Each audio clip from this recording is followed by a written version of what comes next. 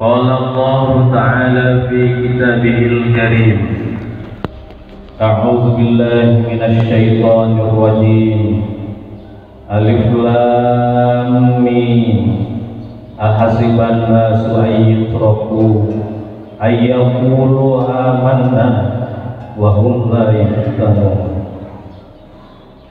ولقد فتنا الذين من قبلهم فليعلمن الذين صدقوا وليعلمن الكاذبين.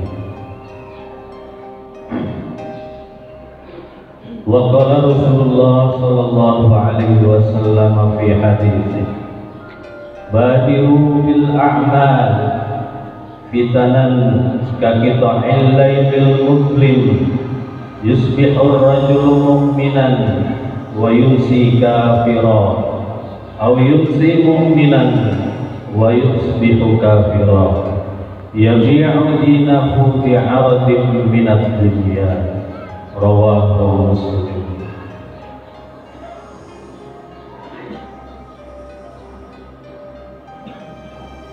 Allahu Akbar, Allahu Akbar, Allahu Akbar, la ilaha illallah, Allahu Akbar, Allahu Akbar, walillahil hamd. Segala puji bagi Allah yang telah memberikan nikmat, tolong dan kurnia-Nya kepada kita semua. Alhamdulillah, pada saat ini kita dimampukan oleh Allah Subhanahu wa Ta'ala untuk melaksanakan salah satu yang menjadi tugas kita, melaksanakan sholat Idul Fitri berjamaah di Masjid Baitul Ma'mur ini. Mudah-mudahan setelah kita melaksanakan rangkaian acara, rangkaian peribadatan pada bulan Ramadan sebulan lamanya, apakah itu sholat, puasa, membaca Al-Quran, zakatul fitri dan sedekah-sedekah lainnya. Mudah-mudahan segala amalia, amal soleh kita diterima oleh Allah Subhanahu wa Ta'ala. Salawat serta salam semoga senantiasa dicurahkan kepada Nabi kita, Habibana wa Nabiyana Muhammad sallallahu alaihi wasallam, kepada para keluarga, para sahabat, dan kepada seluruh pengikut kebaikan mereka hingga akhir nanti. Dan mudah-mudahan kita semua termasuk orang-orang yang mengikuti kebaikan mereka. Amin ya rabbal alamin. Allahu Akbar, Allahu Akbar, Allahu Akbar, la ilaha illallah, wallahu akbar, Allahu Akbar, walillahil hamd. Selaku khatib berwasiat khususnya ke pribadi khatib dan umumnya kepada kita semua, mari kita sama-sama meningkatkan ketakwaan, kualitas ketakwaan kita kepada Allah Subhanahu wa Ta'ala. Karena hanya dengan takwa inilah kita akan merasa aman nanti ketika bertemu dengan Allah Subhanahu wa Ta'ala. Allahu Akbar, Allahu Akbar, walillahil hamd. Rasulullah sallallahu alaihi wasallam melalui misi nubuatnya memotivasi kaum muslimin untuk segera melakukan amal saleh sebelum datangnya fitnah-fitnah. Fitnah adalah menjadi sebuah keniscayaan bagi seorang mukmin dalam mengaktualisasikan keimanannya. Fitnah yang kelak akan datang bagaikan malam yang gelap gulita, sehingga seseorang bisa berganti keyakinan dan ideologi dalam waktu yang relatif cepat. Pagi hari mukmin, sore hari bisa menjadi kafir. Begitu juga sebaliknya. Ia menjual dinnya dengan nilai dunia yang sedikit, semu dan menipu. Ia membeli kesesatan dengan petunjuk, perniagaan yang tidak menghasilkan keuntungan apapun. Fama asbarahum 'alan nar, alangkah sabarnya mereka menjadi penghuni neraka. Allahu Akbar, Allahu Akbar, walillahil hamd. Secara leksikal kata fitnah ialah membakar emas atau perak untuk menguji kemurniannya, sehingga emas atau perak yang dibakar dan ditempa api sampai temperatur tertentu akan menyisakan bagian yang murni saja. Demikian halnya fitnah yang menimpa dan dihadapi oleh orang mukmin dalam rangka memisahkan antara mukmin yang shadiq, mukmin yang benar dan jujur, atau mukmin yang kadzib, yang dusta. Tidak sedikit yang berhasil lolos dari fitnah tersebut, tetapi banyak juga yang gagal dalam seleksi. Pada akhirnya terhempas dari al-haq demi mendapatkan harta, takhta, jabatan dan lain-lain yang diinginkannya.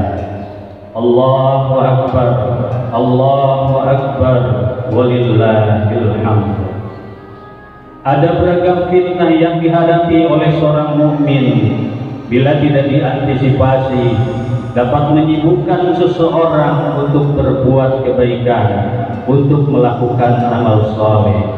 Ia bisa berupa harta, pasangan hidup, anak-anak, bahkan Rasulullah SAW menyebutkan sampai huru hara akhir zaman sebagai fitnah pula. Allah memperingatkan bahwa harta, pasangan hidup, anak-anak bisa menjadi sumber fitnah bila kecintaan kepada mereka menyamai atau lebih dicintai daripada Allah, sehingga menyibukkan seorang muslim dari ketaatan kepadanya. Seharusnya kecintaan muslim kepada mereka menjadi penguat, penopang cinta kepada Allah, Rasulullah, dan berjuang di jalannya. Secara khusus tentang fitnah akhir zaman, Rasulullah SAW sudah menyampaikan bahwa suatu hari nanti dalam skala global umat Islam akan menghadapi pasukan Dajjal dan pasukan Ya'juj dan Ma'juj. Dajjal dan Ya'juj Ma'juj adalah fitnah karena kezaliman dan kekufuran yang dibawanya. Konfrontasi al-haq versus al-batil sebagai sunnatullah yang senantiasa ada dari masa ke masa. Bahkan juga pernah terjadi ketika fase Mekah antara pasukan an'amta alaihim al-maghdubi alaihim dan ad-dallin. Sebagaimana pula ketika fase Madinah terjadi pula antara pasukan al-muttaqin, al-kafirin, dan al-munafikin. Allahu Akbar, Allahu Akbar, Allahu Akbar, walillahil hamd. Sosok penebar fitnah utama di hadapan pasukan kaum muslimin atau pasukan al-Imamul Mahdi ialah al-Masihid Dajjal. Secara bahasa kata Dajjal berasal dari Dajjal al-Ba'ira yang berarti menutupi unta dengan cat. Dari pemahaman leksikal ini dapat dipahami bahwa karakteristik utama Ad-Dajjal adalah menutupi al-haq dengan kebohongan, menebar fitnah, menyesatkan umat manusia dari jalan Allah sejauh-jauhnya. Model fitnahnya tidak hanya berhenti pada satu sisi saja, akan tetapi terus merambah berbagai sendi kehidupan umat Islam. Fitnah dan kesesatan tersebut dipoles seindah dan semenarik mungkin untuk mengelabui dan memperdaya manusia. Kemakmuran, kebahagiaan dan surga yang ditawarkannya terlihat seolah-olah nyata, padahal sebenarnya menjerumuskan kepada kesengsaraan dan neraka Allah Subhanahu wa Ta'ala. Fitnah Dajjal terus dan tidak pernah berhenti digaungkan oleh para pengikutnya, terutama dari kalangan Yahudi. Hal ini dapat dimengerti karena Dajjal memiliki kesamaan ideologi dengan Yahudi. Kalangan Yahudi senantiasa menunggu-nunggu kedatangan Al-Masih, namun bukan Isa Al-Masih yang mereka harapkan, karena dianggap oleh mereka sebagai anak dari seorang pezina. Al-Masih Dajjal yang sebenarnya ditunggu, karena Dajjal juga memiliki kemampuan hebat seperti Isa Al-Masih alaihissalam dengan izin Allah Subhanahu wa Ta'ala. Allahu Akbar, Allahu Akbar, la ilaha illallah, wallahu akbar, Allahu akbar, walillahil hamd. Karena itu bila melihat pola seperti di atas, kata Dajjal ini bisa menunjukkan makna hakiki dan majazi. Makna hakiki berupa sosok yang benar-benar ada wujudnya dan kelak akan muncul sebagaimana disebutkan Rasulullah sallallahu alaihi wasallam. Atau juga bermakna majazi berupa simbol dari sosok lain atau sebuah sistem yang di dalamnya terdapat penolakan terhadap al-haq. Bila demikian adanya, kata Dajjal dapat berlaku sepanjang masa selama sifat dan karakteristik utama Dajjal melekat kuat pada sosok atau sistem itu, hingga Dajjal akhir zaman benar-benar muncul sebagai tanda-tanda besar hari kiamat. Rasulullah Shallallahu Alaihi Wasallam bahkan menyebutkan jumlah sebanyak hampir 30 macam Dajjal, di mana mereka mengaku sebagai utusan Allah. Ini menandakan bahwa Dajjal tidak hanya sekedar merujuk kepada sosok Dajjal akhir zaman saja, akan tetapi mencakup sosok atau sistem lainnya juga, baik yang bersifat lokal maupun yang global. Sosok fitnah akhir zaman berikutnya adalah Ya'juj dan Ma'juj. Ia memiliki arti mengeri, mengeras secara natural, dan ketika mereka datang dengan cepat serta tergesa-gesa, membuat keadaan menjadi goncang dan kacau.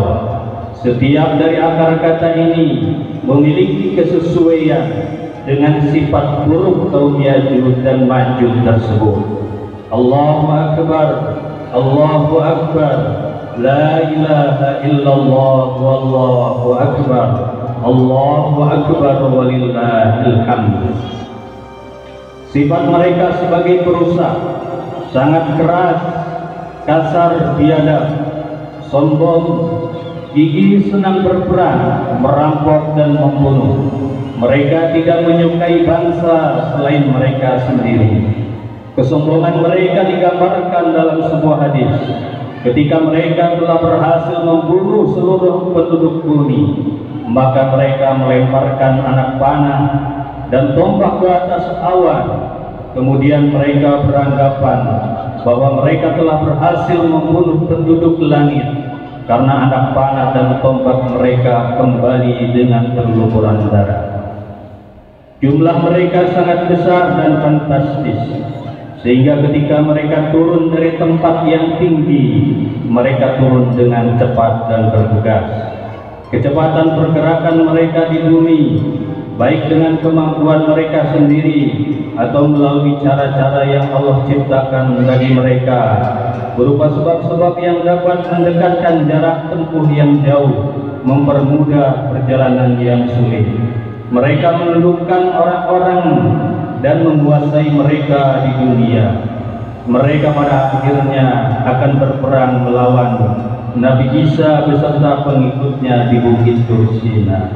Allahu Akbar, Allahu Akbar, la ilaha illallah, wallahu akbar, Allahu Akbar, walillahil hamd. Perkataan mufsidun yang ditunjukkan kepada Ya'juj dan Ma'juj sebagai kelompok manusia yang mengabaikan tuntunan ilahi dalam kehidupannya. Jika manusia masih percaya pada Tuhan, tentu ia akan mengikuti aturan dalam kehidupannya. Maka disinilah bahwa Ya'juj dan Ma'juj merupakan manusia yang tidak bertuhan. Fitnah ateisme ini dibawa oleh Ya'juj dan Ma'juj ke seluruh penjuru dunia dengan kekuasaan dan kekuatan yang dimilikinya. Mereka dapat memaksakan kehendak kepada seluruh umat manusia. Maka tidak ada kerusakan lagi yang paling besar selain dari fitnah ateis. Dengan beragam fitnah yang disebutkan di atas, maka tidak aneh bila terjadi perubahan ideologi dalam waktu yang begitu cepat demi mendapatkan kebahagiaan dan kesenangan yang menipu, walau harus menukarnya dengan din mereka. Allahu Akbar, Allahu Akbar, la ilaha illallah, wallahu akbar, Allahu Akbar, walillahil hamd. Karena itu, apa yang semestinya dipersiapkan, amal apa yang harus semestinya dilakukan kita selaku mukmin untuk menghadapi beragam fitnah, terlebih fitnah akhir zaman, sehingga menjadi hamba yang selamat di dunia dan di akhirat. Persiapan tersebut dapat dilakukan dengan memotivasi diri dan umat agar menjadi mukmin yang lebih baik, lebih kuat, dan lebih siap menghadapi akhir zaman dengan cara berusaha maksimal, mengerahkan segala daya upaya, mencari cara atau wasilah dengan memohon perlindungan dan pertolongan Allah agar terlepas dari status mukmin yang lemah. Wasilah pertama, penguatan mental spiritual yang berbasiskan tauhidullah dengan senantiasa berhusnudzon kepada Allah Subhanahu wa taala. Seorang muslim tidak akan berprasangka kepada Allah dengan persangkaan jahiliyah sehingga bersikap meniadakan fungsi Allah, padahal sesungguhnya urusan itu seluruhnya ada di tangan Allah Subhanahu wa taala. Prasangka jahiliyah dihasilkan dari hawa nafsu yang menduga-duga tanpa dibarengi ilmu. Prasangka ini mengira bahwa seseorang akan terbebas dari pengawasan Allah karena beranggapan bahwa Allah tidak mengetahui kebanyakan perilaku manusia. Prasangka bahwa kiamat tidak akan pernah terjadi karena ia beranggapan tidak akan ada perjumpaan dengan Allah Subhanahu wa taala. Ia berasumsi bahwa kehidupan hanya di dunia belaka. Sebaliknya, bagi seorang muslim harus meyakini perjumpaan dengan Allah. Ia akan fokus dalam beristighfar kepada Allah Subhanahu wa taala. Ia dalam menjalankan fitnah dan ujian tidak bersuudzon, berburuk sangka, akan tetapi senantiasa berprasangka bahwa semuanya adalah kebaikan dari Allah Subhanahu wa taala semata, sehingga ia menjadi bagian dari mukminin yang shadiqin. Yang kedua zat